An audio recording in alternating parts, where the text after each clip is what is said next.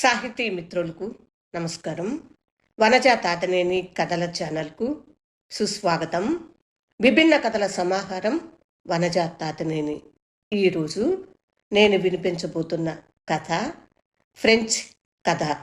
రచన Maupassant. Telugu అనువాదం Nirmalananda. Waiter, మరో beer. కథ వినండి. అదే సాయంత్రం, అదే బీరు దుకాణం. ఆ దుకాణంలోకి నేనెందుకు వెళ్ళాను నేటిదాకా నాకు అర్థం కాదు. అది చాలా చల్లగా ఉన్న రోజు. సన్నసన్నగా చినుకులు పడుతున్నాయి. పల్చని పొగమంచు పొరల్లో దుకాణాల నుంచి ప్రవహించే మిణుకు మిణుకుమనే వెలుతురు ఫుట్పాత్కి వింత కాంతిని ఇస్తోంది. నేను ఏదైనా ఓ ప్రత్యేకమైన చోటుకి వెళ్ళటానికి ఇంటి దగ్గర నుంచి బయలుదేరలేదు. భోజనం చేసిన తర్వాత ఊరికనే పచార్లు చేయసాగాను. చాలాసేపటి దాకా పచార్లు చేసిన తర్వాత చటుక్కున నా దృష్టి ఓ పెద్ద కెఫే మీద పడింది. అది సగం మాత్రమే నిండి ఉంది. ఎలాంటి ఉద్దేశము లేకుండానే లోపలికి చొరబడ్డాను. నాకు అప్పుడు ఎలాంటి ఉద్దేశము బొత్తిగా లేకుండా పోయింది. లోపల దృష్టిని సారించాను. ఎక్కువ రద్దీ లేని ఒక చోటు నాకు కనిపించింది. అందువల్ల అదే వైపుకి నడచి ఒక మనిషి పక్కన కూర్చున్నాను. ఆయన చాలా ముసలివాడిలా కనిపిస్తున్నాడు. ఒక చవక రకం మట్టి పైపు తాగుతున్నాడు. ఆ పైపు నల్లగా అయిపోయింది. చూడటానికి బొగ్గు ముక్కలా ఉంది. ఆయన మేజా బల్ల మీద ఒకవైపు బీరు మగ్గు, కింద ఉంచిన 6-7 ప్లేట్లు గుట్టగా ఉన్నాయి. దాని అర్థం అంత బీరును ఇప్పటిదాకా అతను తాగేసి ఉన్నాడన్నమాట. నేను అర్థం చేసుకున్నాను. అలాంటి వాళ్లలో ఆయన ఒకడు. దుకాణం తెరిచినప్పుడు లోపలికి ప్రవేశించటం, బంద్ అయ్యే టైం కావటంతో లేచి బయటకు రావటం, అంతే. నేను ఎవరి దగ్గరైతే కూర్చున్నానో ఆ వ్యక్తి మురికిగా ఉన్నాడు. పండిపోయిన ఆయన తల వెంట్రుకలు మెడ మీద నుంచి దిగుతూ ఫ్రాంక్ కోటు మీద చల్లా చెదురుగా పడి ఉన్నాయి. దుస్తులు చాలా వదులుగా ఉన్నాయి. ఆయన బలంగా ఉన్న రోజుల్లో కుట్టించుకున్న దుస్తులు కావచ్చు. చేతి గోళ్ళు నల్లగా ఉన్నట్టు ఆయన కమీజ్ కఫ్ఫులు కూడా నల్లగానే ఉన్నాయి. నేను ఆ విచిత్ర జంతువు దగ్గరికి వెళ్ళి కూర్చున్నాను. చాలా మెల్లగా నన్ను ప్రశ్నించాడు. చెప్పు, ఎలా ఉంది నీకు? నేను ఆయన వైపు దృష్టిని నిలిపి పరకాయించి చూశాను. నాతో మాట్లాడుతూనే ఉన్నాడు. నువ్వు నన్ను పోల్చుకున్నట్లు లేదే? లేదు. దే బేరెట్స్. నేను కిమ్మనలేదు. అయితే ఆయన కౌంట్ జాన్ దే బేరెట్స్ అన్నమాట. ఒకనాటి నా కాలేజీ సహాధ్యాయి. ఎంతో ఆత్మీయంగా ఆయనతో కరచాలనం చేశాను. నా నోట మాట రాలేదు. అతి కష్టం మీద అనగలిగాను. ఏం చేస్తున్నావు ఇప్పుడు? నేనేం చేస్తోంది నువ్వు గమనిస్తూనే ఉన్నావు కదా. నా మొహం కందగడ్డలా అయినట్టు నాకు అనిపించింది. తిరిగి ఒత్తి మరీ మాట్లాడాను. నా అభిప్రాయం నీ దినచర్య ఏమిటి అని. నాకు అన్ని రోజులు ఒకేలా ఉన్నాయి అనేసి పైపు నుంచి ఒక దమ్ము లాగాడు. గుప్పుమని పొగ వదిలాడు. తిరిగి ఖాళీ మగ్గుతో పాలరాతి మేజా మీద గట్టిగా శబ్దం చేశాడు. ఆ శబ్దానికి వెయిటర్ దృష్టి తన వైపు తిరుగుతుందని భావించి తిరిగి అన్నాడు, వెయిటర్, 2 బీర్లు. మరుక్షణం ఒక వ్యక్తి వచ్చాడు. బీరుతో నిండిన 2 మగ్గుల్ని మేజా బల్ల మీద ఉంచాడు. మగ్గు అంచుల్ని దాటుకుంటూ బీరు నొరగా బయటకు వచ్చి మేజాపైకి చేరసాగింది. తే బేరెట్స్ ఒకే గుక్కకి తన మగ్గుని ఖాళీ చేశాడు. ఖాళీ మగ్గుని మేజాపై ఉంచేశాడు. ఆ తర్వాత మేసాల చివర్లని అంటుకున్న బీరు నురగని నాలుకతో నాకసాగాడు. తిరిగి నాతో అన్నాడు, ఏదైనా కొత్త సంగతా? ప్రత్యేకించి ఏమీ లేదు. ఆ తర్వాత ఆగి ఆగి చెప్పాను, నాకు పాతదంటూ ఏమీ ఉండదు. నేను వ్యాపారం చేసేవాణ్ణి. అదే కంఠస్వరంతో అన్నాడు, మంచిది. వీటన్నింటితో నీకు సంతోషం కలుగుతుందా? సంతోషం లేదు, కానీ ఏదో ఒకటి చెయ్యాలి కదా. నువ్వు సైతం ఏదైనా చేస్తూ ఉంటావు కదా. నువ్వు ఏం చెప్పాలనుకుంటున్నావు? నీ సమయాన్ని ఎలా గడుపుతున్నావని నా అభిప్రాయం. తనకి తాను ఏదో ఒక పనిలో చిక్కుకొని ఉండటం అంత అవసరమా? నాకు సంబంధించినంత వరకు నేనేమీ చేయటం లేదు. నువ్వు కూడా చూస్తూనే ఉన్నావు కదా! నా ముందు బీరు నిండిన మగ్గు ఉంచకపోతే అప్పుడు కారణం ఏమిటో అర్థమవుతుంది. ఎవరైనా ఏదైనా చెయ్యాలి. లేకపోతే పని చేయటం వల్ల ప్రయోజనం ఏమిటి? నువ్వేదైనా పని చేస్తే అది నీకోసమా? ఇతరుల కోసమా? అది నీకోసం చేస్తూ ఉంటే, నీ ఆనందం కోసం చేస్తూ ఉంటే అప్పుడు సరే. ఒకవేళ నువ్వు ఇతరుల కోసం చేస్తే నీ చేతికి కృతజ్ఞతే లభిస్తుంది. తిరిగి పైపుని నోటిలోకి కుక్కుని మళ్ళీ సంభాషణ ప్రారంభించాడు. వెయిటర్, ఒక బీరు. ఇలా వెయిటర్తో చెప్పాలనే యోచన నా మనసులో ఉండిపోయింది. నేను ఏ విధమైన పని చేయటానికి అలవాటు పడలేదు. ఆ, నేనేమీ చేయటం లేదు. నా కళ్ళ ముందు సంఘటనల్ని చూస్తూ ఉంటాను. ఇలాగే ముసలవాడిని అయిపోతున్నాను. చనిపోయే ముందు నాకు దేని గురించి పశ్చాత్తాపం ఉండదు.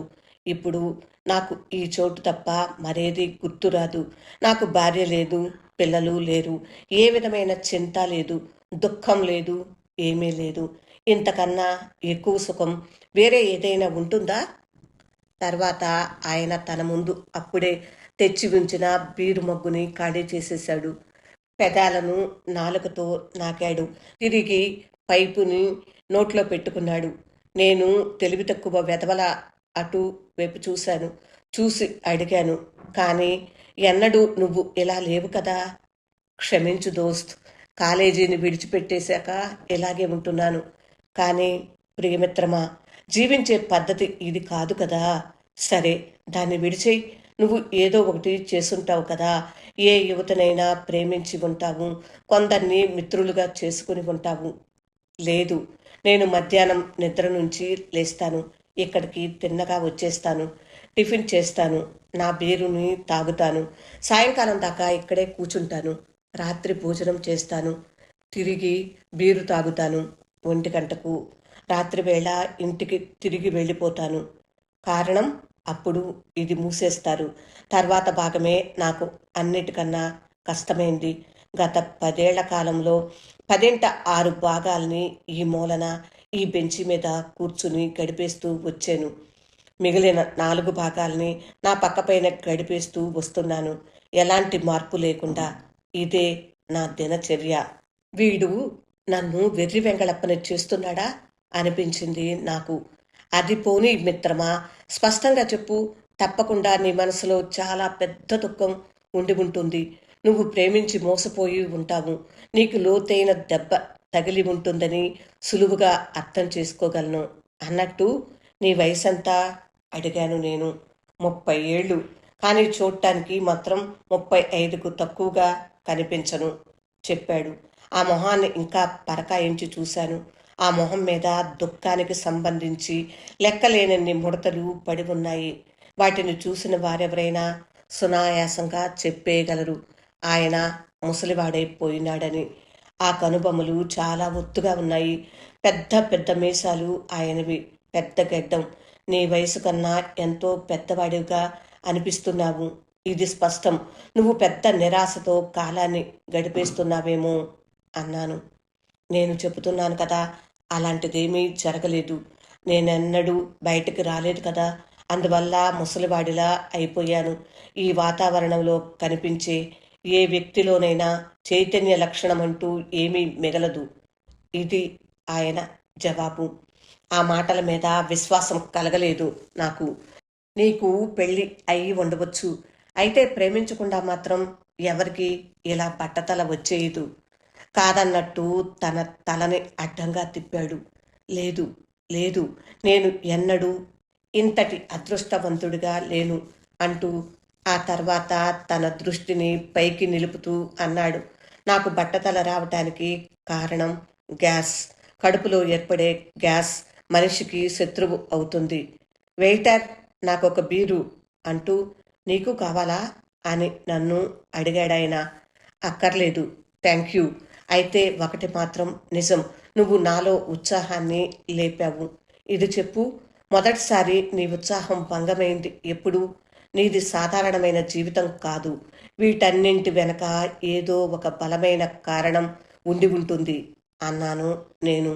అవును. ఇది మొదలు నేను అమాయకుడైన పిల్లాడిగా ఉన్నప్పుడే అయ్యింది. నేను ఎంతో చిన్నవాడిగా ఉన్నప్పుడే నా మనసుకి పెద్ద దెబ్బ తగిలింది. అదే నా జీవితంలో చీకట్లని నింపివేసింది. ఈ చీకటి నా చావు వరకు వెంబడే ఉంటుంది. అలా ప్రారంభించాడాయన. ఇదంతా ఎలా జరిగింది? అడిగాను. అయితే నువ్వు అంతా వినాలనుకుంటున్నావా? సరే, విను. నా బాల్యం గడిచిన ఆ మహల్ గురించి నీకు గుర్తుందా? ఆ బ్రహ్మాండమైన ఉద్యానవనానికి మధ్యలో నిర్మించి ఉందా బూడిద వన్నె మహల్. వృక్షాల మధ్య నుంచి సాగుతూ 4 రోడ్లు. మహల్ కోసం నిర్మించిన 4 ప్రముఖ ద్వారాల దాకా ఆ రోడ్లు చేరుకుంటాయి. నీకు కూడా గుర్తుండే ఉంటుంది. నా తల్లి, తండ్రి ఎంతో ఆడంబరంగా విడివిడిగా జీవించేవారు. తల్లి అంటే నాకు గౌరవం. తండ్రి అంటే నా మనసులో ఏవో శంకలు, అనుమానాలు ఉన్నాయి. అయినా ఆ ఇద్దరిని ఎంతో మిన్నగా చూస్తూ ఉండేవాణ్ణి. ఆ తోవన వెళ్ళే ప్రతివారు వారికి వంగి వంగి సలాములు చేయటం నేను ఎరుగుదును. గ్రామంలోని వారికి మా తండ్రి మోస్తోం లే కోంతే, మా అమ్మ మేడం దే కోంతేసే. పక్కనున్న జాగీర్లలోనూ వారికి ప్రత్యేకమైన గౌరవం. అప్పుడు నా వయసు 13 ఏళ్ళు. అందరి పట్ల సంతృప్తి, ఉల్లాసం, హుషారు ఆ వయసులో వారికి ఉన్నట్టుగా. సెప్టెంబర్ చివరి రోజుల నాటి మాట. స్కూల్ హాస్టల్లోకి రావటానికి కాస్త ముందు మాట. నేను పార్కులో హుషారుగా చెట్లు ఎక్కుతూ ఉండేవాణ్ణి. ఒక కొమ్మ మీద నుంచి వేరొక కొమ్మ మీదకి దుముకుతూ ఉండేవాణ్ణి. ఓ రోజు అదే సమయంలో నాన్న, అమ్మ కలిసి నడుచుకుంటూ రావటం నాకు అవుపించింది. ఇవన్నీ నిన్నగాక మొన్ననే జరిగినట్లు ఎంతో స్పష్టంగా అనిపించింది. ఈవేళ గాలి బాగా వీయసాగింది. ఆ ఒత్తిడికి చెట్లు వంగసాగాయి. అవి గావుకేకలు పెడుతున్నాయా అనిపించసాగాయి. సాయంత్రం అయిపోయింది. చెట్ల గుబుర్లులోకి చీకట్లు వ్యాపించాయి. తీవ్రమైన ఈదురుగాలులంటే చెట్టు కొమ్మలకున్న వ్యతిరేకత నాకు చాలా బాగా నచ్చింది. నేను కూడా వాటి సామ్యు సామ్యు ధ్వనితో పాటుగా ఒక తెలివి తక్కువ వాడిలా నక్క గొంతుని అనుకరిస్తూ హూ హూ అని అరవసాగాను. నా దృష్టి తల్లి మీద, నాన్న మీద పడిందే తడవగా చెట్టు కొమ్మల మధ్య నుంచి పాక్కుంటూ వారి వైపుగా సాగాను. ఒక్కసారిగా వారి ఎదుట ప్రత్యక్షమై వారిని ఆశ్చర్యచకితుల్ని చేయాలని నా ఆలోచన. కానీ హఠాత్తుగా భయం నన్ను చుట్టుముట్టింది.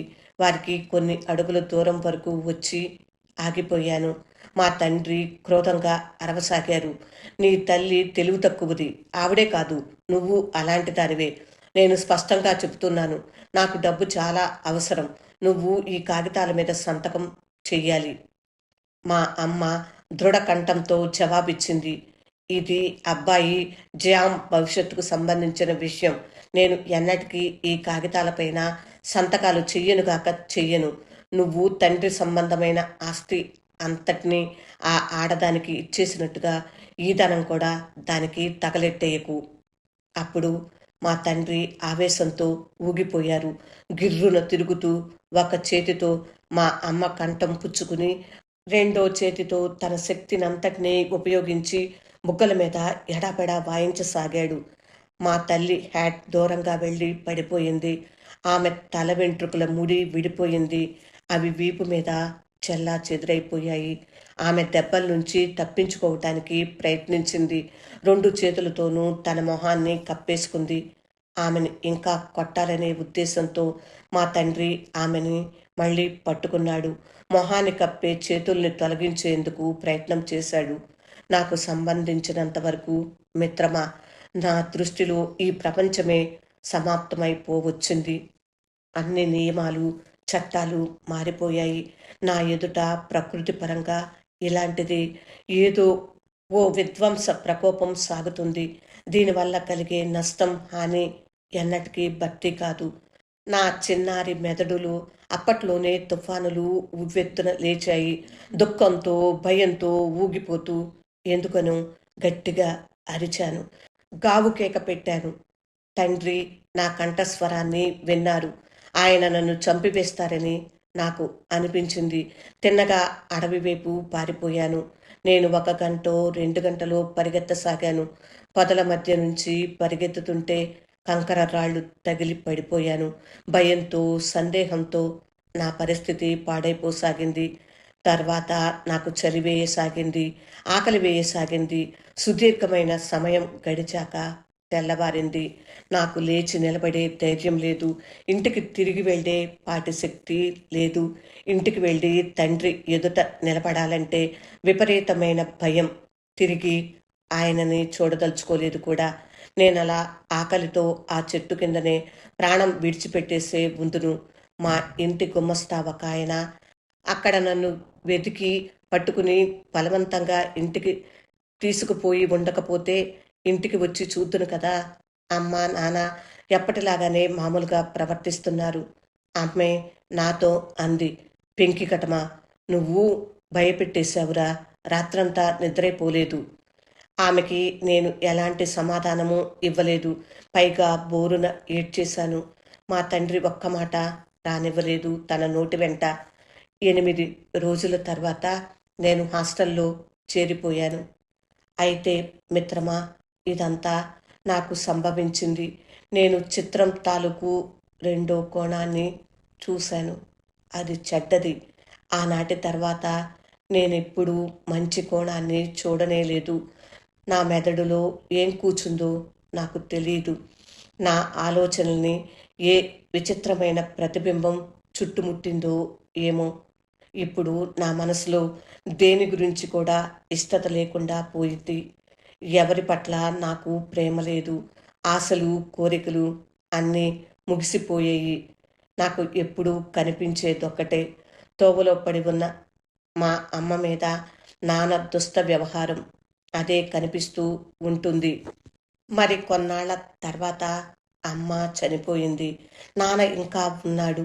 అప్పట్నుంచి నేను మాత్రం ఆయనని చూడలేదు. వెయిటర్, ఒక బీరు. వెయిటర్ ఆయన కోసం బీరు, మగ్గు తెచ్చి ఇచ్చి వెళ్ళాడు. ఒకేసారి గటగటమని తాగేశాడాయన. తర్వాత పైపుని నోటి దగ్గరికి తీసుకువెళ్తుంటే అది చేతిలోంచి జారి విరిగిపోయింది. తర్వాత ఆయన ధోరణి అకస్మాత్తుగా భయంకరంగా మారిపోయింది. ఇదే నా జీవితంలో అన్నింటికన్నా దుఃఖం. ఇది కొని ఇంకా నెలైనా కాలేదు. ఎంత బాగా పైపు మీద రంగు వేశారో. కానీ ఇప్పుడు ఆ పైన పొగ. సారా తాగేవాళ్లతో నిండిన ఆ పెద్ద హాలులో ఆయన కంఠం ప్రతిధ్వనించింది. వెయిటర్, ఒక బీరు ఇవ్వు. అలాగే పైపు కూడా.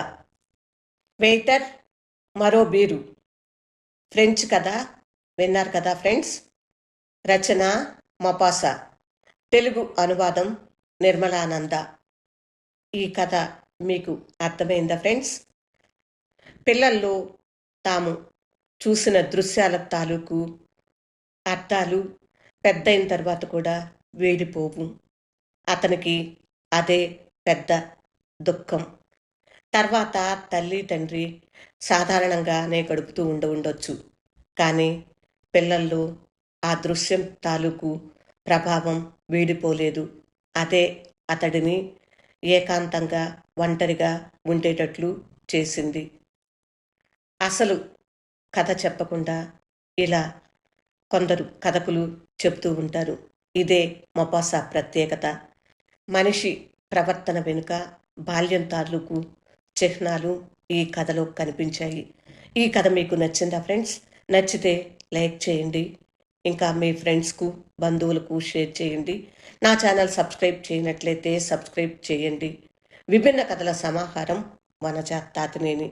ఇలాంటి విభిన్నమైన కథలు మీకు పరిచయం చేయాలనే ఉద్దేశంతో ప్రతిరోజు కథలు వినిపిస్తూనే ఉన్నాను. పూర్తిగా విన్నందుకు హృదయపూర్వక ధన్యవాదములు. ఇంకా ఈ ఛానల్లో పొందుపరిచిన మరో 2-3 కథలను విని మీ స్పందనను కామెంట్ బాక్స్లో తెలియజేస్తారు కదూ. మళ్ళీ మరొక కథతో రేపే వచ్చేస్తాను. అప్పటి వరకు సెలవు మరి. విభిన్న కథల సమాహారం వనజ తాతినేని. వింటున్నందుకు హృదయపూర్వక ధన్యవాదములు. నమస్తే.